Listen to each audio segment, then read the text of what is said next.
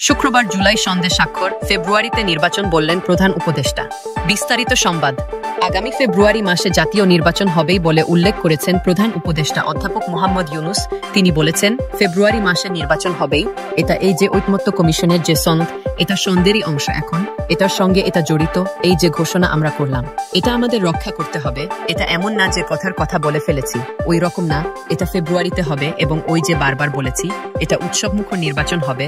জুলাই সনদ বাস্তবায়নের উপায় নিয়ে আজ বুধবার রাতে রাজনৈতিক দলগুলোর সঙ্গে জাতীয় ঐকমত্য কমিশনের অতি জরুরি বৈঠকে প্রধান উপদেষ্টা কথা বলেন। রাজনৈতিক দলের নেতাদের উদ্দেশ্যে অধ্যাপক ইউনুস বলেন, আপনারা যেমন সবাই মিলে সনদ তৈরি করেছেন, আমাদের সরকারের দায়িত্ব হলো সবাই মিলে উৎসবমুখর নির্বাচনটা করে দেওয়া। তাহলেই আমাদের কাজ পরিণত হবে। রাজনৈতিক দল ও ঐকমত্য কমিশনকে একান্তভাবে ধন্যবাদ দেওয়ার জন্য তিনি আজ এই বৈঠকে যোগ দিয়েছেন বলে জানান প্রধান উপদেষ্টা। তিনি বলেন, বন্ধুত্বপূর্ণ পরিবেশে কঠিন কঠিন বিষয়ে আলোচনা করা এবং সন্তোষজনকভাবে রাজনৈতিক দল ও ঐকমত্য কমিশন মিলে এর সমাপ্তি আনায় তিনি ব্যক্তিগতভাবে তাদের ধন্যবাদ জানান। অধ্যাপক ইউনুস বলেন যে অসম্ভবকে আপনারা সম্ভব করেছেন।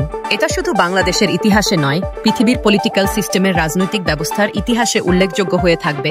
জুলাই সনদ রচনাকে ছাত্র জনতার অভ্যুত্থান পরবর্তী অধ্যায় হিসেবে উল্লেখ করে অধ্যাপক ইউনুস বলেন, ছাত্র জনতার যে অভ্যুত্থান, এই অভ্যুত্থানের এটাই আমার মনে হয় পরবর্তী অধ্যায়। সঠিকভাবে রচিত হলো যে সংস্কারের কথা আমরা মুখে বলে যাচ্ছিলাম, আপনারা সেই সংস্কার, প্রকৃতপক্ষে যে সংস্কার হবে তা করে দেখিয়ে দিয়েছেন।